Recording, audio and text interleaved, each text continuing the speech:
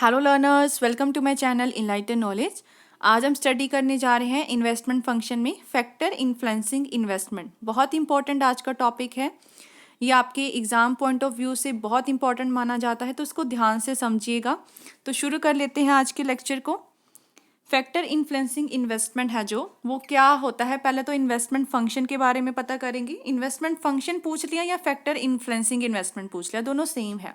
So investment function ऐसा functional relationship होता है किसमें, इन्वेस्टमेंट के बीच में और उसके वेरियस डिटर्मिनेंट्स। अब डिटर्मिनेंट्स क्या होंगे कि क्या चीज़ हो जिससे इन्वेस्टमेंट बढ़ती है या कम होती है, वो उसके डिटर्मिनेंट्स होते हैं। According to professor Peterson, MC Cornell and Norman F Keiser, in a capitalist economy investment is mainly influenced by the following factors. जो हम लोग फैक्टर्स पढ़ेंगे उनके द्वारा कहा गया था कि इससे क्या होते हैं, हमारी इन्वेस्टमेंट ज़्यादा इन्फ्लुएंस होती है। फर्स्ट पॉइंट है इसमें टेक्नोलॉजिकल एडवांसमेंट एंड इनोवेशंस। अब ये हमें यहाँ से ही पता लग रहा है, जितनी टेक्निक अच्छी होगी, जितनी इनोवेशन करोगे, उतनी इन्वेस्टमेंट भी ज़्यादा होगी। So on the opinion of professor Norman F Keiser, जो टेक्नोलॉजिकल चेंजेस है उससे बहुत ज़्यादा जो इन्वेस्टमेंट है उस पर इन्फ्लुएंस होता है, बहुत लार्ज एक्सटेंट तक होता है। For last many years, for example, जब हमने इंट्रोडक्शन और डेवलपमेंट की labour saving and capital intensive machine, मतलब मशीनरी को हम लोगों ने ज़्यादा तवज्जो दी है इन एग्रीकल्चर या फिर मैन्युफैक्चरिंग इंडस्ट्रीज में, तो वॉल्यूम है जो इन्वेस्टमेंट का इन सेक्टर्स में वो ज़्यादा बहुत तेज़ी से बढ़ा है। शूमपीटर का भी ये व्यू था कि इन्वेंशंस बहुत ज़्यादा बेनिफिशियल हो सकती है अगर हमने इन्वेस्टमेंट को ज़्यादा से ज़्यादा बढ़ाना है। सिमिलरली जैसे इन्वेंशंस कौन कौन सी हो गई, स्कूटर हो गया, टेलीविज़न, रेफ्रिजरेटर हो गया, इन्होंने बहुत ज़्यादा हेल्प की है वॉल्यूम ऑफ इन्वेस्टमेंट को बढ़ाने के लिए। तो टेक्नोलॉजिकल एडवांसमेंट से आपकी इन्वेस्टमेंट बहुत ज़्यादा बढ़ जाती है। Second is discovery of the natural resources. जब हम नए नए कुदरती साधनों की खोज करते हैं, डिस्कवरी करते हैं, जैसे मिनरल्स, पेट्रोल हो गया, तो इन्वेस्टमेंट इनसे भी क्या हो जाती है, बढ़ जाती है। इन्वेस्टर ज़्यादा इन्वेस्ट करने की कोशिश करते हैं ताकि वो जो नए सोर्सेज हैं, नेचुरल रिसोर्सेज का यूज़ कर सके। कॉन्ट्रेरी में देखा जाए, अगर प्रोडक्शन एग्जिस्टिंग सोर्सेज जो हमारे पास हैं, उन नेचुरल रिसोर्सेज की एग्जिस्टेंस, प्रोडक्शन ही कम हो गई या उसको डिस्ट्रॉय कर दिया गया, तो इन्वेस्टमेंट भी क्या हो जाएगी, कम हो जाएगी। थर्ड पॉइंट है गवर्नमेंट की पॉलिसीज। इन्वेस्टमेंट का is also affected by monetary and physical policy of the government. मतलब गवर्नमेंट कौन कौन सी पॉलिसीज अब बनाती है। इन्वेस्टमेंट बढ़ जाएगी जब गवर्नमेंट क्या परस्यू करेगी, चीप मनी पॉलिसी, सब कुछ उनको अच्छा मिलेगा ताकि क्रेडिट क्या हो सके, एक्सपैंड हो सके and expand the credit. On the contrary investment कम हो जाएगी अगर गवर्नमेंट क्या परस्यू करती है, डियर मनी पॉलिसी या क्रेडिट को कर देती है कम, कॉन्ट्रैक्ट कर देती है। और इन्वेस्टमेंट ऑल्सो इफेक्ट होता है by the government policy relating to taxation and expenditure. मतलब जो हमने पहली dear money policy, cheap money policy पढ़ी, ये थी आपकी monetary policies, and taxation and expenditure क्या है, आपकी फिजिकल पॉलिसीज। अब टैक्स भी पार्ट होता है आपके बिजनेस कॉस्ट का। If the number of such tax is large, अगर टैक्सेस उन पे ज़्यादा लगा दिए जाएंगे, प्रॉफिट उनका क्या हो जाएगा, फिर कम ही होगा। एक्सपेक्टेशन जो प्रॉफिट क्योंकि वो कम हो जाएगी, तो इन्वेस्टमेंट की वॉल्यूम भी कम हो जाएगी। अगर टैक्सेस कम है तो इन्वेस्टमेंट ज़्यादा इनकरेज की जाएगी। सिमिलरली अगर गवर्नमेंट इनिशिएट करती है नए नए प्रोजेक्ट्स, लार्ज फंड पे स्पेंड करती है, तो इन्वेस्टमेंट पे खर्चा उतना ही बढ़ता जाएगा। मतलब गवर्नमेंट की पॉलिसीज भी इफेक्ट करती है इन्वेस्टमेंट को। फोर्थ पॉइंट है फॉरेन ट्रेड। अगर पॉसिबिलिटी है कि एक्सपैंड होगा फॉरेन ट्रेड में ज़्यादा से ज़्यादा, तो उसका फेवरेबल इफेक्ट पड़ेगा इन्वेस्टमेंट पे, ज़्यादा से ज़्यादा इन्वेस्टमेंट होगी। अगर फॉल होगा फॉरेन ट्रेड में, तो हमारे पास क्या होगा, अनफेवरेबल इफेक्ट पड़ेगा इन्वेस्टमेंट पे। फिफ्थ इज पॉलिटिकल इन्वायरमेंट कैसा होना चाहिए कि ज़्यादा इन्वेस्टमेंट हो, पीसफुल होना चाहिए, काम होना चाहिए। अगर पॉलिटिकल इन्वायरमेंट कंट्री का पीसफुल है, कोई इंटरनल एक्सटर्नल पीस, मतलब सब कुछ है उसमें, तो इसमें क्या होगा, फेवरेबल इफेक्ट पड़ेगा आपके इन्वेस्टमेंट पे। ऑन द कंट्रेरी अगर बहुत सारी डिस्टर्बेंसेस हो रही है कंट्री के बीच में, लॉ एंड ऑर्डर की सिचुएशन बहुत ख़राब हो चुकी है, ग्रेव हो चुकी है, फॉरेन एग्रेशन बढ़ती ही जा रही है, सडन इंक्रीज हो रहा है उसमें, तो it will adversely affect the investment. Expectations, business investment बहुत ज़्यादा डिपेंड करती है कि आने वाले समय में प्रॉफिट कितना होगा। कैपिटल गुड्स क्या होती है, ड्यूरेबल होती है, बहुत समय तक चलती है। हैंस जो एक्सपेक्टेशन है प्रॉफिट की, कोई भी इन्वेस्टमेंट करते हैं वो किस पे डिपेंड करता है कि कितनी कल को सेल होने वाली है उनकी गुड्स की जो उन्होंने कैपिटल से प्रोड्यूस करवाई है। अगर तो बिजनेस कंडीशन बहुत अच्छी है, ऑप्टिमिस्टिक है, आशावादी है सब कुछ फ्यूचर को लेके, तो वो ज़्यादा इन्वेस्ट करेंगे। अगर एग्जिस्टिंग बिजनेस ही अभी डिप्रेशन के टाइम में चल रहा है और लोग क्या हो गए हैं, इन्वेस्टर्स क्या हो गए, निराश हो गए, तो फ्यूचर के को भी देखें तो वो क्या हो जाएंगे, पैसिमिस्टिक, और इन्वेस्टमेंट करेंगे कम। 7th is rate of the population growth. Population बढ़ती ही जा रही है। अब पॉपुलेशन जो बढ़ रही है उसको घर चाहिए, स्कूल चाहिए, सर्विसेज चाहिए, तो जिस वजह से इन्वेस्टमेंट भी धीरे धीरे क्या हो जाएगी, बढ़ती जाएगी। Moreover according to the Norman F Keiser, जो पॉपुलेशन ग्रोथ है उससे क्या होगा, लेबर की सप्लाई भी तो बढ़ेगी।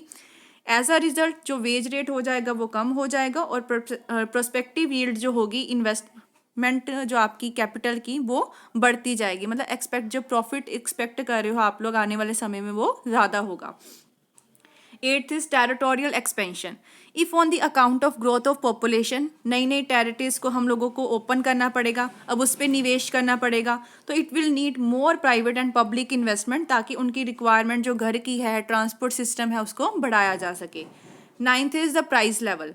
इन्वेस्टमेंट प्राइस लेवल से भी इन्फ्लुएंस होती है कि क्या इकोनॉमी में प्राइस लेवल चल रहा है।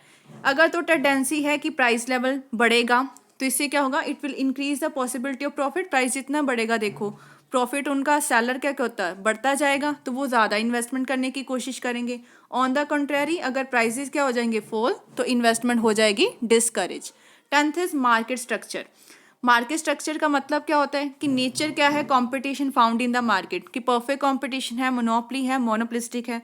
If there are several producers of a community in the market, बहुत सारे प्रोड्यूसर्स हैं एक दूसरे के साथ में compete कर रहे हैं, then to cut down their cost of production, अपना खर्चा कम करने के लिए वो क्या करेंगे, इंक्रीज करेंगे, नई नई मशीनरी लेके आएंगे, लेटेस्ट टेक्नोलॉजी लेके आएंगे। इसका मतलब इन्वेस्टमेंट बढ़ेगी अगर कंपटीशन है। अगर कंपटीशन ही नहीं है, मोनोपोली जैसी सिचुएशन है, तो मोनोपोलिस्ट क्या करेगा, लगता रहे खर्चा, वही पुरानी मशीन्स को यूज़ करता रहेगा, ऑब्सोलेट टेक्नोलॉजी यूज़ करेगा, तो इससे इन्वेस्टमेंट पे अनफेवरेबल इफेक्ट पड़ेगा। 11th है आपका अवेलेबिलिटी ऑफ फाइनेंस। इन्वेस्टमेंट भी इन्फ्लुएंस होती है कि आपके पास फाइनेंस कितना है। दो मेन सोर्सेज होते हैं आपके फाइनेंस के, पहला है इंटरनल सोर्सेज और दूसरा है आपका external sources. If a firm has enough internal sources है फर्म के पास, उसके पास रिजर्व में फंड है, अनडिस्ट्रीब्यूटेड प्रॉफिट है, तो मतलब वो निवेश ज़्यादा करेंगे। Hence if internal sources available in the plenty, internal sources आपके पास बहुत ज़्यादा पड़े हैं, एक्सटर्नल सोर्सेज उसके अगेंस्ट कम है, तो उसका भी फेवरेबल इफेक्ट पड़ेगा इन्वेस्टमेंट पे। और how ever if external finance is available adequately, तब भी इन्वेस्टमेंट बढ़ेगी। इसका मतलब दोनों तरीके से इन्वेस्टमेंट बढ़ेगी, इंटरनल सोर्सेज से भी, एक्सटर्नल सोर्सेज से भी। 12th है conditions in the labour market. कौन सी कंडीशंस है आपकी लेबर मार्केट में, देखो अगर तो ट्रेंड है, स्किल्ड लेबरर्स हैं लेबर मार्केट में तो इन्वेस्टमेंट अपने आप बढ़ेगी। अगर म्यूचुअल रिलेशनशिप लेबरर्स के बीच में, एम्प्लॉयर्स के बीच में अच्छे हैं, फ्रेंडली हैं, इंडस्ट्रियल डिस्प्यूट जैसे कि स्ट्राइक, लॉकडाउन बहुत कम है, तो इन्वेस्टमेंट अपने आप ही बढ़ेगी। 13th है आपका the present stock of the capital goods. देखो अगर हमारे पास पहले ही स्टॉक पड़ा है, ठीक है ना, तो इन्वेस्टमेंट कम होगी ना। तो प्रेजेंट स्टॉक है जो कैपिटल गुड्स का इकोनॉमी में, वो भी इफेक्ट करता है हमारी इन्वेस्टमेंट को। अगर एग्जिस्टिंग स्टॉक कैपिटल का एक्सेस में है, देयर एग्जिस्ट एक्सेस कैपेसिटी, तो बहुत कम इन्वेस्टमेंट करनी पड़ेगी। ऑन द अदर हैंड अगर एग्जिस्टिंग स्टॉक कैपिटल का इनसफिशिएंट है ही नहीं हमारे पास, तो इन्वेस्टमेंट हमें ज़्यादा करनी पड़ेगी। 14th है एग्रीगेट डिमांड। अगर डिमांड बढ़ती जाएगी तो इन्वेस्टमेंट भी क्या होगी, बढ़ती जाएगी, चीज़ों को और बनाना पड़ेगा। 15th is factor influencing investment in the public sector. जो इन्वेस्टमेंट है आपकी पब्लिक सेक्टर में, वो बहुत सारे ऑब्जेक्टिव्स को लेके चलती है। कंट्री को बचाना है, डिफेंस करना है, इकोनॉमिक डेवलपमेंट करनी है, सोशल वेलफेयर करना है। तो इन्वेस्टमेंट इस सेक्टर में इंडिपेंडेंट होती है आपकी इनकम से। प्रॉफिट मोटिव बिल्कुल नहीं होता, वो जस्ट चाहते हैं कि हमारी इकोनॉमी डेवलप करे, तो इन्वेस्टमेंट करनी ही पड़ती है। इसका मतलब ये हो जाता है कि हमें कहीं ना कहीं चीज़ों की बहुत ज़्यादा ज़रूरत होती है। If deemed necessity for the defence of a country या वेलफेयर चाहिए ही चाहिए, ठीक है, प्रॉफिट नहीं चाहिए, इनकम नहीं चाहिए। Deficiency of the private investment and it's pump priming also calls for the public investment. मतलब वहाँ पे प्राइवेट सेक्टर इन्वेस्ट कर नहीं रहा, फिर पब्लिक सेक्टर आगे आता है, ज़्यादा इन्वेस्ट करता है, उसको देख के फिर प्राइवेट सेक्टर वाले भी इन्वेस्ट करना शुरू कर देते, उसको हम लोग कहते हैं पंप प्राइमिंग। तो how ever it should not be constitute that government does not undertake any public investment for profit motive. इसका मतलब हमको ये नहीं समझना चाहिए जो गवर्नमेंट कभी मतलब लेती ही नहीं है, पब्लिक इन्वेस्टमेंट करती ही नहीं है, ठीक है। मतलब गवर्नमेंट हमेशा कहीं ना कहीं हम पे खर्चा करती है, यही नहीं सोचना चाहिए कि जस्ट प्रॉफिट मोटिव के लिए ही किया जा रहा है। नॉर्मल कंडीशन में बहुत टाइम पे क्या होता है, government also make investment to earn profit, profit के लिए भी गवर्नमेंट कई बार इन्वेस्ट करती है, but the purpose is not to compete out the private sector. लेकिन पर्पस ये नहीं होता कि प्राइवेट सेक्टर से कॉम्पिटिशन करना है। देयर आर सेवरल इंडस्ट्रीज हैं जो पब्लिक इंटरेस्ट की, जहाँ पे प्राइवेट सेक्टर आता ही नहीं इन्वेस्ट करने के लिए। जैसे गवर्नमेंट बहुत सारे बड़े बड़े सेक्टर्स में इन्वेस्ट करती है इंडिया में, रोड्स की कंस्ट्रक्शन हो गया, एयर ट्रैफिक चलाना हो गया, रेलवेज हो गया, तो इनमें क्या है, गवर्नमेंट खुद ही इन्वेस्ट करती है। Often government make investment even at a loss भी हो रहा हो गवर्नमेंट को, तब भी वो निवेश करती है। सो वॉल्यूम इस इन्वेस्टमेंट का बढ़ जाता है मोस्टली ड्यूरिंग वॉर या फिर डिप्रेशन में, क्योंकि वॉर की कंडीशन, डिप्रेशन में कौन आगे आएगा, पब्लिक सेक्टर आगे आएगा, वो निवेश करेंगे ताकि इकोनॉमी को दोबारा से स्टेबल किया जा सके। तो ये थे आपके डिटर्मिनेंट्स, बहुत इंपॉर्टेंट है, इसको ध्यान से पढ़िएगा। कोई कन्फ्यूज़न हो तो कमेंट सेक्शन में आप मुझसे पूछ सकते हैं। वीडियो हेल्पफुल लगी हो चैनल को ज़रूर सब्सक्राइब कीजिए, like share and comment and press the bell icon, ताकि हर वीडियो की नोटिफिकेशन आपको टाइम टू टाइम मिलती रहे। Thank you.